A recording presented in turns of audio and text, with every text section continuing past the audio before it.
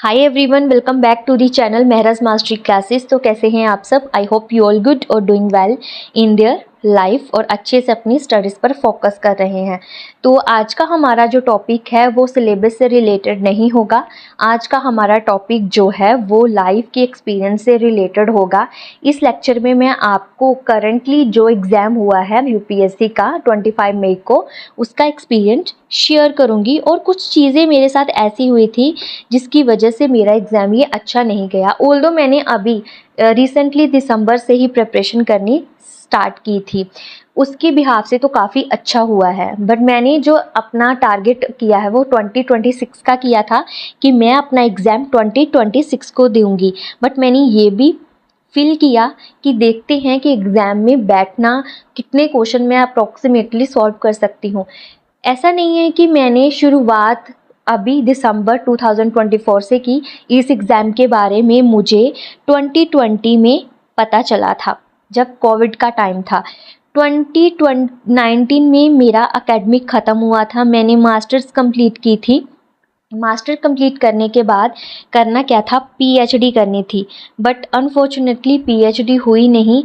तो मैंने आगे का प्लान किया कि मैं एसएससी और बैंकिंग के रिलेटेड एग्ज़ाम दूंगी।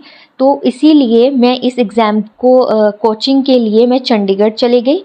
वहाँ पर मैंने कोचिंग ली, बट उसमें चीज़ों में भी इन्वायरमेंट को लेके कुछ दिक्कतें आ गई थी, तो वो भी मेरी कंप्लीट नहीं हुई थी। और उसके बाद रिसेंटली जब कोविड आ गया, तो कोविड की वजह से मैं घर वापस आ गई, तो मेरी कोचिंग भी अधूरी रह गई थी। ठीक है, जनवरी में मैं वापस आ गई। देन उसके बाद 2020 में एक साल तो ऐसा ही चला गया, पता ही नहीं चला कि क्या करना क्या नहीं। मैं फ़िज़िक्स के रिलेटेड कि मैंने मास्टर फ़िज़िक्स में कर रखी है, तो फ़िज़िक्स के रिलेटेड मैंने बुक्स पढ़नी स्टार्ट की थी। बट मुझे समझ नहीं आ रहा था कि इसको कैसे हैंडल करूं, कैसे मैं जो हमारा टेस्ट होता है पीएचडी के लिए उसको दूं।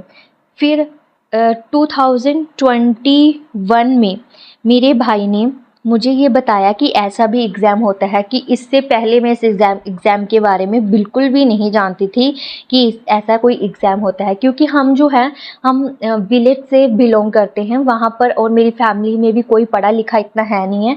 सिर्फ मैं पढ़ी लिखी हूँ, मीन्स पढ़ी लिखी इन द सेंस की हायर स्टडी, जिसको चीज़ों की नॉलेज है। ऐसा नहीं है कि वो पढ़े लिखे नहीं हैं, बट उनको इतना ज़्यादा नॉलेज नहीं थी। बट मेरे भाई ने मुझे इस चीज़ के बारे में बताया। देन मैंने सोर्सेज इकट्ठे करने स्टार्ट किए, और मैंने जो टेस्ट दिया था वो 2022 में दिया था।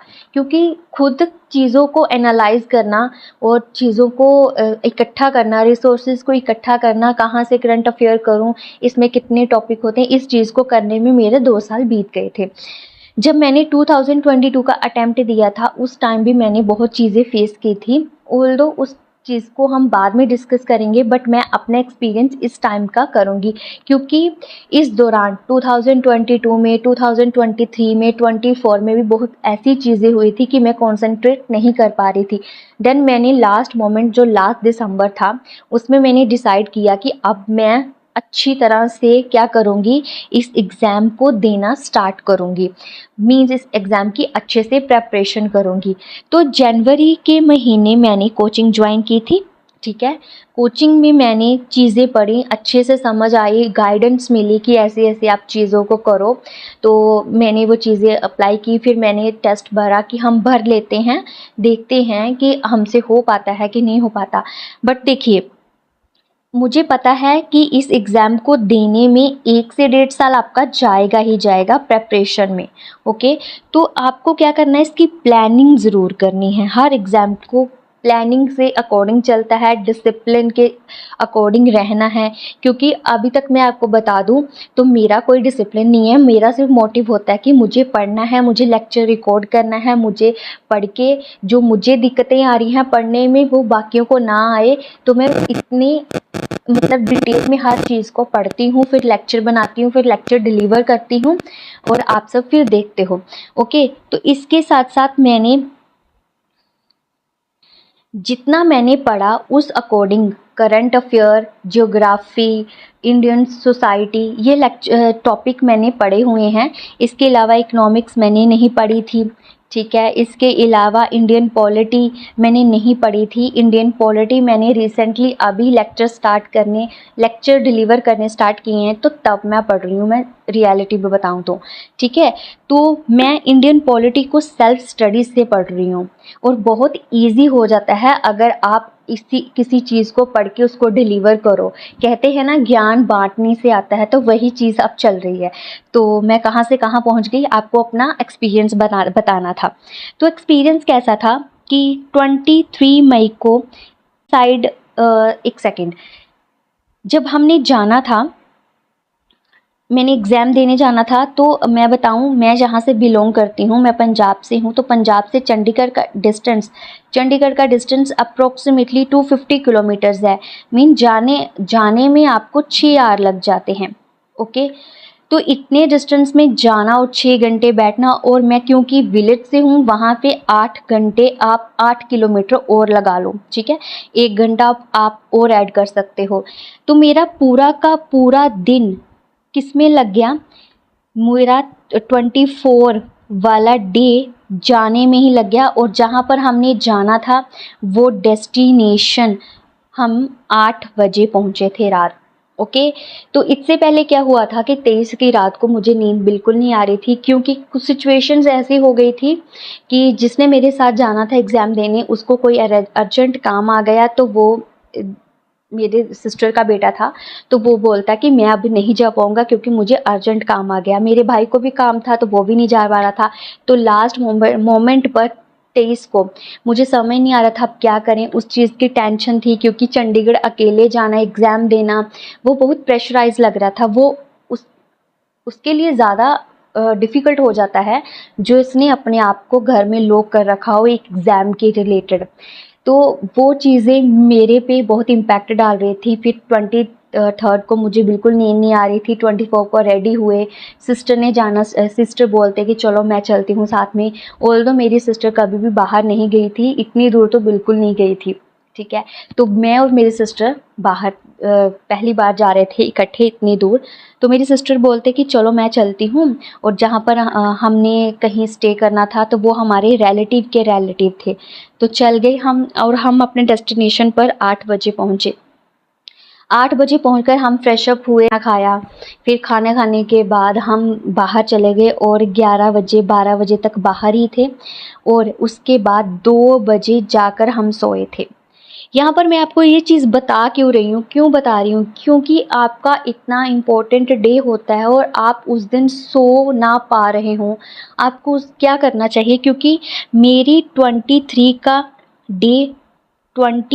का डे भी ऐसे ही गया, 24 का भी ऐसे ही गया, क्योंकि मैं बिल्कुल सोई नहीं थी, बिल्कुल रेस्ट नहीं थी। जाता अपनी बॉडी को ऐसा सेट करो कि हर चीज़ को अडेप्ट कर सके, हर सिचुएशन में आप अडेप्ट कर सको। जहाँ तो अपनी बॉडी को ऐसा बना लो, जहाँ अपनी बॉडी को उस टाइम पर रेस्ट दो कि जब आपको पता है कि आपका एक दिन बहुत इंपॉर्टेंट है और आपने उस दिन में बहुत अच्छे से सर्वाइव करना है।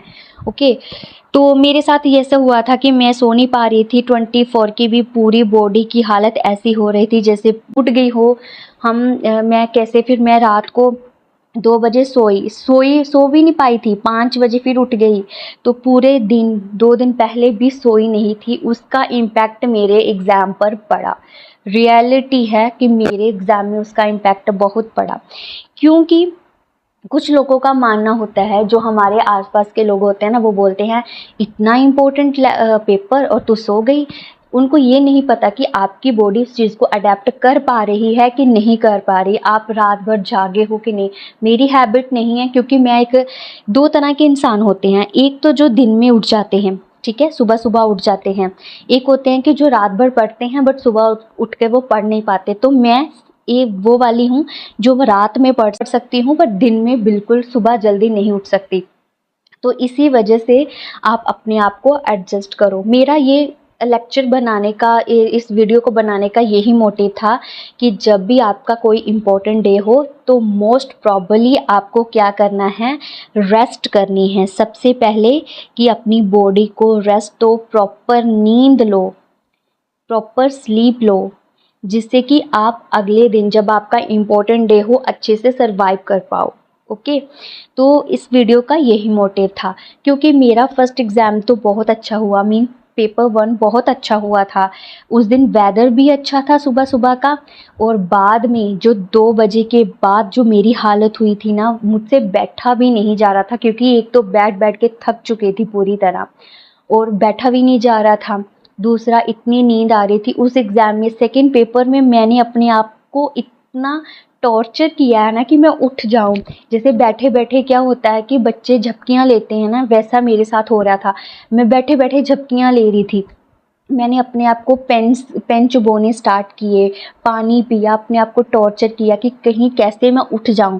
बट फिर भी मुझे इतनी नींद आ रही थी, इतनी नींद आ रही थी कि मुझसे वो एग्ज़ाम अच्छे से नहीं हुआ। क्योंकि टारगेट मेरा 2026 का है, तो मुझे इतना ज़्यादा फील नहीं हुआ। बट जिसके लिए ये अपॉर्चुनिटी बहुत अच्छी थी, जिसने ये एग्ज़ाम देना था, उसके साथ ऐसी सिचुएशन हो जाए तो वो बहुत गलत लगती है। तो आई होप कि आपने मेरे इस लेक्चर से कुछ सीखा हो, ठीक है।